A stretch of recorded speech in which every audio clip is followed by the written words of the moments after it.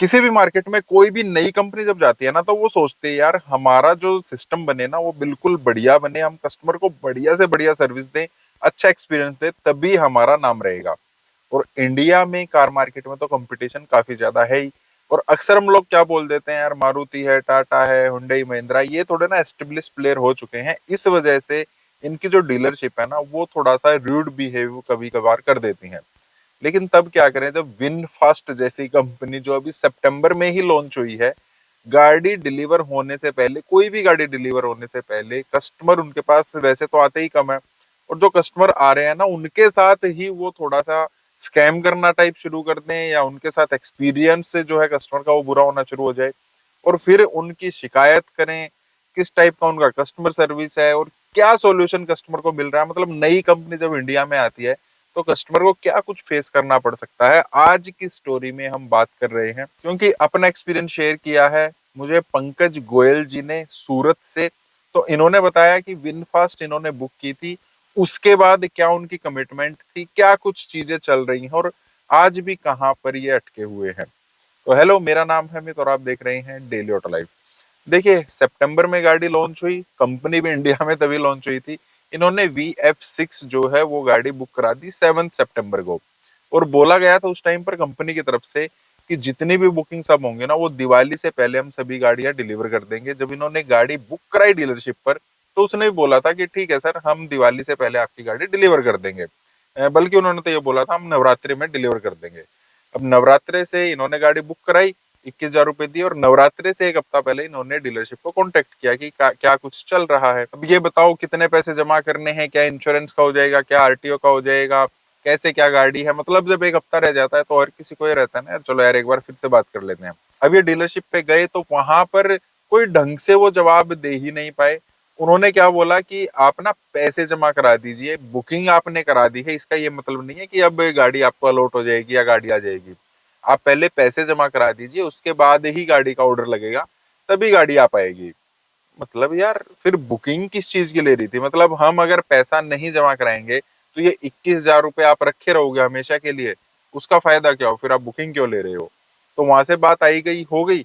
उसके बाद 3-4 दिन के बाद ये फिर से जाते हैं। पंकज जी ने यही बोला कि आप लोग क्या चाहते हो, मैं आपको 17-18 लाख रुपए जो भी है वो अपनी गाड़ी की अमाउंट आपको दे दूं, उसके बाद आप गाड़ी को मंगवाओगे, मैं आपके पीछे पीछे घूमता रहूं, आप मुझे ऐसे ही टलाते रहो। ऐसा नहीं हो सकता, आपने 21,000 रुपए लिए हैं, आप उसी चीज को आगे बढ़ाइए। 3-4 दिन के बाद ये फिर से गए। अब डीलरशिप क्या कह रहा है, चलिए ठीक है वो भी देखी जाएगी, लेकिन एक बार ना कोटेशन हम आपके लिए बना देते हैं। आपकी गाड़ी इतने रुपए की है, उसमें 1,20,000 रुपए का आपका इंश्योरेंस हो जाएगा। RTO चार्जेस आपके ये हैं, RTO चार्जेस में 8,000 रुपए एक्स्ट्रा आपको कमीशन देना पड़ेगा, और साथ में 50,000 रुपए की जो एसेसरीज हैं वो आपको लेनी पड़ेगी। अब पंकज जी ने बोला ये क्या चक्कर है यार, आप गाड़ियां बेच रहे हो या एसेसरीज बेच रहे हो या इंश्योरेंस बेच रहे हो, आप क्या बेच रहे हो? आप गाड़ी बेच रहे हो ना, तो मुझे गाड़ी दो। मुझे इंश्योरेंस कहीं से भी लेना हो मैं तो बाहर से लूंगा। मुझे एसेसरीज नहीं चाहिए है, मैं गाड़ी ले रहा हूँ 17-18 लाख रुपए की, मुझे नहीं जरूरत है उसमें। उस गाड़ी में मेरे काम की सारी चीजें हैं, मुझे एसेसरीज नहीं चाहिए। अब डीलरशिप क्या कह रहा है, सर आप इंश्योरेंस नहीं लेंगे तो आप कहीं बाहर से लेंगे, ऐसा हो जाएगा वैसा हो जाएगा। पंकज जी का सिंपल कहना था, यार गाड़ी मेरी, इंश्योरेंस मेरा। ठीक है, कल को मुझे इंश्योरेंस मिले ना मिले, आप क्यों टेंशन ले रहे हो? उसको आप छोड़ दीजिए। एसेसरीज की बात मैं कर चुका हूँ। और रही बात RTO की, अभी MG के पास भी मैं गया था, वहां पर मुझे विंडसर लेनी थी, सेम प्राइस के आसपास है, और उन्होंने तो मुझसे कुछ भी एक्स्ट्रा नहीं मांगा, तो आप लोग क्यों मांग रहे हो? डीलरशिप ने क्या कहा, सर आपको गाड़ी लेनी है तो ऑन रोड प्राइस में मिलेगी और इनके साथ ही मिलेगी। पंकज जी ने बोला ठीक है, आप मुझे लिख के दे दो। अब वो लिखने को तैयार नहीं है, यहाँ से बात थोड़ी सी एस्केलेट हुई, और पंकज जी ने जो विनफास्ट का कस्टमर सर्विस सेंटर है वहां पर फोन कर दिया। अब पंकज जी का क्या कहना है कि जितनी घटिया वो डीलरशिप थी ना उस टाइम पर, उससे ज्यादा घटिया विनफास्ट का जो कस्टमर केयर है वो है। उनको कुछ भी नहीं पता है। वो लोग सिंपल बोलते हैं अभी हमारी डीलरशिप नहीं शुरू हुई है भाई, हमें कोई ज्यादा इन्फॉर्मेशन है नहीं, ये है वो है, कोई सोल्यूशन नहीं, आप डीलरशिप से ही बात कीजिए। अरे डीलरशिप की तो शिकायत आपको कर रहे हैं, और आप बोल रहे हैं कि उनकी शिकायत उन्हीं को कीजिए। उसके बाद पंकज जी क्या करते हैं, उनको मेल कर देते हैं, जो कस्टमर सर्विस है उसको मेल कर देते हैं। मेल करने के बाद यहाँ पर होता है कमाल, और अगले दिन ही डीलरशिप का फोन आता है, अरे सर आपने ये क्या कर दिया, मेरी नौकरी चली जाएगी, ये हो जाएगा। अब पंकज जी क्या करें यार, नौकरी तो आप लोग कर ही नहीं रहे थे, चली क्या जाएगी? ढंग से काम कर लेते तो मुझे ऐसा करने की जरूरत ही नहीं पड़ेगी। तो वहां पर थोड़ी चीजें सॉर्ट आउट होती हैं और वो लोग बोलते हैं चलिए ठीक है, आपको हम गाड़ी दे देंगे, वहां पर आरटीओ के जो चार्जेस रहेंगे वो हैं, इंश्योरेंस आप अपना ले सकते हैं, और जो एसेसरीज है वो पार्ट हम हटा देते हैं।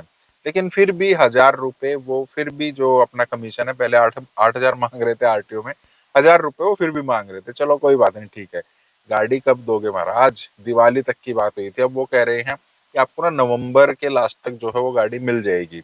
अब ये चीज जब उन्होंने बोला कि हमारी जो बात हुई है, इसके लिए अब देखिए डीलरशिप के ऊपर प्रेशर तो आ रहा था ऊपर से विनफास्ट की तरफ से। तो डीलरशिप ने क्या किया, रिटर्न में जो है इनको मेल भेज दी कि जो हमारी बात हुई है, आप एक्स शोरूम प्राइस पर गाड़ी लेंगे वो हमने मान ली है, और ये उसका कंफर्मेशन है। और कंफर्मेशन के साथ उन्होंने टैग कर दिया अपने सीनियर्स को भी, जो शोरूम की तरफ से मेल आई थी, ताकि देखिए हमारी जो सॉल्यूशन है, जो भी हमारी शिकायत आई थी वो हमने सोल्व कर ली है। अब यहाँ पर पंकज जी को जितने भी ऑफिशियल्स हैं विनफास्ट के, उनकी मेल आईडी मिल गई, क्योंकि उन्होंने उनको भी टैग कर रखा था। यहाँ से अब इन्होंने जो सीईओ हैं, वो हुंडई को छोड़कर अभी विनफास्ट में आए हैं, उनको मेल की कि ऐसे ऐसे ऐसे ऐसे ये चीजें मेरे साथ हो रही हैं। पहले डीलरशिप ये कह रहा था, फिर उन्होंने बोला आप पैसे जमा करा दो, फिर कह रहे थे इंश्योरेंस भी लेना पड़ेगा, अब कह रहे हैं आपको गाड़ी जो है नवंबर के लास्ट में मिलेगी। क्या इसी चीज के लिए मैंने 21,000 रुपये बुक कराए थे क्या? और चलिए कोई बात नहीं, मैं गाड़ी नहीं ले रहा हूँ, आप 21,000 रुपये भी अपने रखिए, विनफास्ट के जो R&D है आप उसमें इसको काम में ले लीजिएगा। सिर्फ 2 घंटे के अंदर, जैसे इन्होंने इनके सीईओ को मेल की ना, 2 घंटे के अंदर विनफास्ट का पूरा सिस्टम हिल गया। इनके पास मेल्स भी आने लग गई, इनके पास कॉल्स भी आने लग गई, डीलरशिप की तरफ से भी बातें होने लग गई। और उसके बाद जो चीजें पलटी हैं, तब इनको एग्जैक्ट डेट भी बताई गई। और अब जो है मिस्टर पंकज जी को जो कमिट किया गया है ना, वो है कि 10 नवंबर से पहले आपको गाड़ी जो है वो मिल जाएगी, डीलरशिप पर आ जाएगी, वहां पर आपको गाड़ी मिल जाएगी। उस दौरान बीच में डीलरशिप ने एक और चीज करने की क्या कोशिश की कि आप ये जो वेरिएंट आप ले रहे हैं ना, इसको छोड़िए, आप इन्फिनिटी ले लीजिए जिसमें सनरूफ भी आपको मिलेगी। उसको सुनते ही तो पंकज गोयल जी ने बोला, अरे यार मेरे को नहीं चाहिए सनरूफ, आप अगर मुझे डिस्काउंट के साथ भी ये गाड़ी दोगे ना सनरूफ वाली, मैं तब भी नहीं लूंगा, सनरूफ का इंडिया में कोई यूज नहीं है। तो मुझे जो मैंने गाड़ी बुक की थी ना वही गाड़ी दे दो। दिवाली तो हालांकि जो मेरा फेस्टिव सीजन है वो तो आपने बर्बाद कर ही दिया है, लेकिन अब डीलरशिप की तरफ से जो बोला गया है वो है 10 नवंबर, उनको नई डेट दी गई है, और उससे पहले आपकी गाड़ी डिलीवर हो जाएगी। और इन सब में काफी सारी मेल्स वगैरह रही हैं, और साथ में जो उनके सीईओ हैं उन तक भी ये बात पहुंच चुकी है। तो यही कहना था मतलब मिस्टर पंकज जी का कि यार कोई नई कंपनी आती है ना, चलो अब देखो मेल वगैरह हुई है उसमें काम तो हुआ है, लेकिन जो ये डीलरशिप है ये अपने लेवल पर बहुत ज्यादा गड़बड़ झाला करती हैं। तो कहने का मतलब ये है, नई कंपनी है या पुरानी कंपनी है, डीलरशिप पर आपको बहुत ज्यादा गड़बड़ होती हुई मिलती है, और कस्टमर का इंटरेक्शन डीलरशिप पर ही होता है। इसका इलाज क्या है, शिकायत अगर हम लोग ज्यादा करने शुरू कर देंगे ना, अगर छोटी सी प्रॉब्लम आती है उसको भी हम मेल करें, बड़ी प्रॉब्लम आती है उसको मेल करें, तो कंपनी को ज्यादा मेल जाएगी, और हर कंपनी के जाएगी, तो उनको पता लगेगा कि ज्यादा गड़बड़े जो है मार्केट में चल रही हैं, वो इसके लिए कुछ ना कुछ प्रोटोकॉल लेकर आएंगे। तो आपको जो भी प्रॉब्लम्स आती हैं, आप अपना कोई भी एक्सपीरियंस है वो मेरे साथ जरूर शेयर कर सकते हैं।